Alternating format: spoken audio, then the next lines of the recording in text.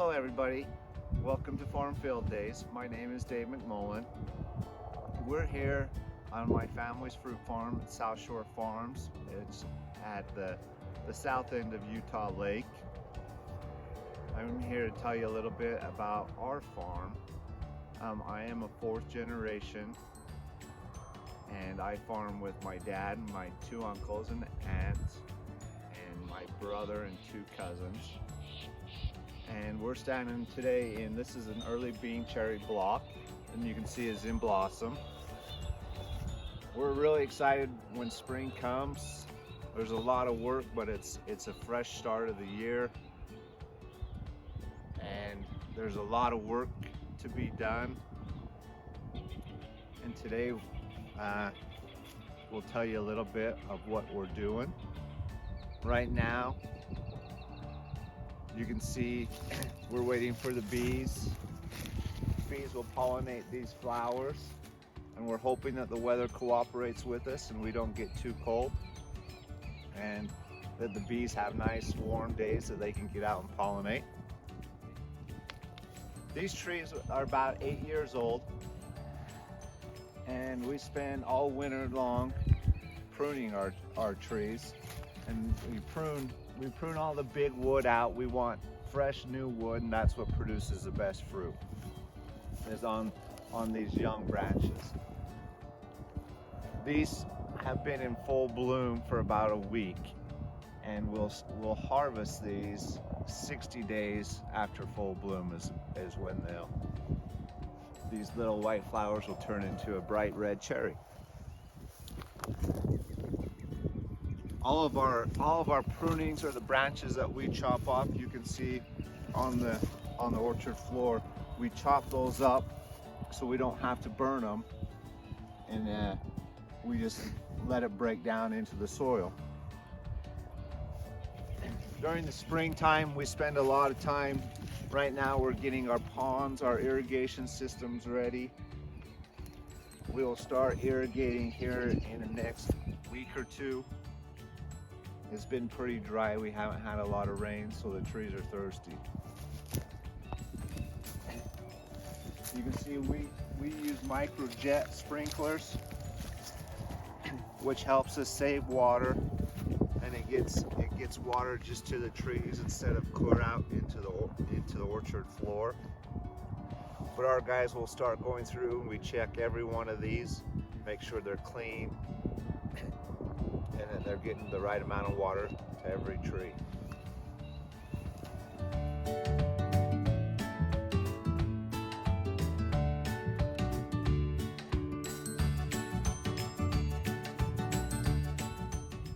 Right now we're in a peach block, and you can see these flowers, nice and pretty pink. But right now the guys are going to start, they've just finished pruning these. We've got a lot of peaches that they've went through and pruned. And by the time they get done pruning, the blossoms are out, and it's time for them to come back, and we'll start blossom them thinning. You can see there's lots of blossoms on this branch, and if we were to let every one of these develop, you could see how many peaches would be on this branch. And when you get so many, the tree can't provide enough energy to make that fruit the quality and the size that you want it. So we'll come through and we'll hand thin these blossoms off, so that we only have a peach about every 5 inches. That way we ensure that we'll get a nice quality sized fruit. Also, on our farm we use mating disruption to help to control codling moth and peach tree twig borer. And what it is one of these these pheromone that would clip on to a branch, and it has a pheromone inside that it releases slowly over time. And what that does is it puts a pheromone in the air so that the male insects, they can't find or it confuses them, so they don't know where the female is at, in which they can't reproduce and lay eggs everywhere. And this is a trap that also has a pheromone in it, and it's got a sticky pad inside. And we come and check this, and when we catch, this will tell you how many moths are present in the orchard. And it'll tell us, hey, if we catch X amount, that's too many, we have to take action and do something. But usually with the pheromones out, we don't have to spray as much, and it really helps cut down on chemical use to fight the pests. So we're on the shore of Utah Lake, and as you can see, we're kind of isolated down here. It's very enjoyable to be down here working with no neighbors. It's just very peaceful and quiet. A little bit more about our farm. This is South Shore. We call this South Shore Farms, and it's about 500 acres down here that we farm. We have 2 other locations that we, West Mountain and Genola, where we also grow fruit. But this down here, you can see we have to put in a lot of poplar trees. Being on the south end of the lake, we get a lot of wind down here. And we put those rows of poplar trees in as windbreaks. And it really helps. We can have a really bad north wind come off that lake, and you can just tell by standing behind those rows or farther up into the orchard, you can't even feel the wind. It really helps. You can also see the wind machines that we have.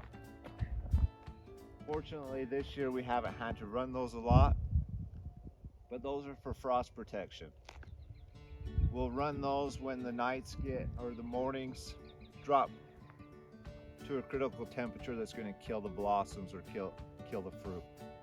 And what those do is those will pull the warm air from above, it's called the inversion layer. They'll pull it down and mix it in so that it'll raise the temperature anywhere from 1 to 3 degrees.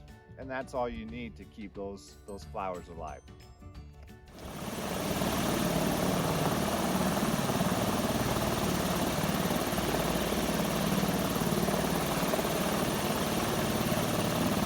About you guys, but my little boy who is in 2nd grade is scared to death of bees. And I keep trying to teach him that bees are very important. If we didn't have bees, we wouldn't have food. These bees we put out throughout the orchard, and then they are what pollinate the fruit. Without them, we couldn't have certain varieties of fruit that we take cross-pollination. And as you can see in our apples, you can see little crab apple trees throughout that we have to plant. And we have to put these in. The bees will have to go to that tree first, and as they get the pollen, they transfer it to the other trees, and that's cross-pollination. Also, you can see in this apple block we have trellising, and we tie these trees to the wire, and that's what gives a tree support, because they are grown on a dwarfing rootstock, which means that you can get a lot more trees closer together, and you can plant a lot higher density, so more trees per acre. Without the wire, these trees would just fall over because they don't have a root system that goes out to support them. And we try to prune all the big branches out of these trees. You can see that we don't want any big wood in there, because it's the same thing. You won't get the size or the quality of fruit. We come in and we prune anything that's half the diameter of this main branch. So anything that's starting to get too big gets cut off. And you can see where we've cut cut all these branches off and make room for new branches to come in. So after the bees have done all their work out in the orchard, they come back to their hive, and we don't only use bees just for pollination, but what else do you guys like to eat? Do you like to eat honey? The beekeeper will come back and he'll get their combs, and this is where your honey comes from. And so the next time you see a bee, don't run away from it and don't try and kill it. Bees are very important. They won't hurt you. Or if they do sting, it'll only hurt for a little bit.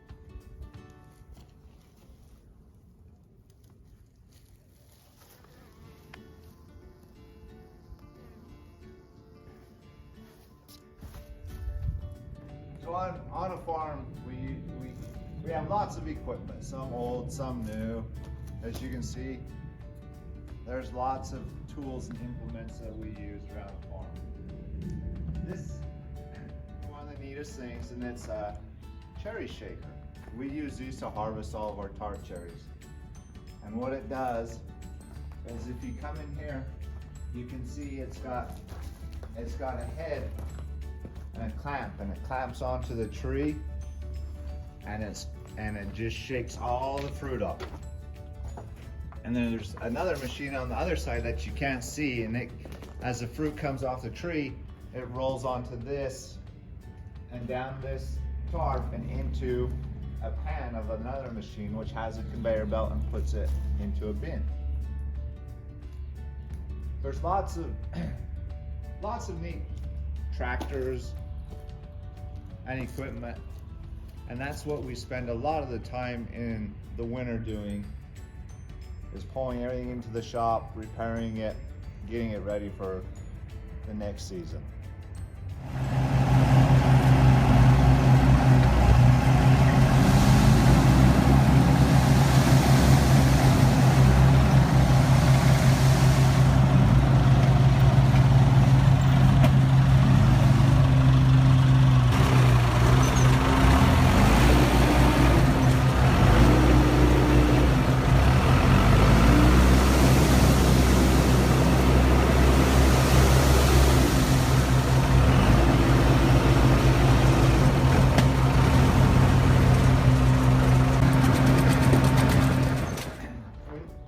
When you guys think of farming, you probably think of great big tractors, and it'd be so fun to drive those big tractors.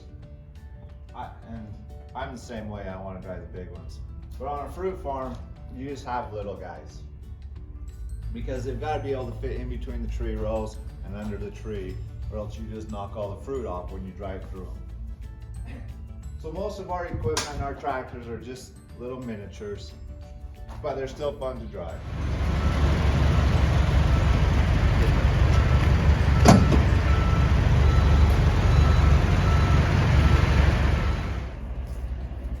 Well, thank you guys for coming to our farm today. We hope that you learned a little something about growing fruit.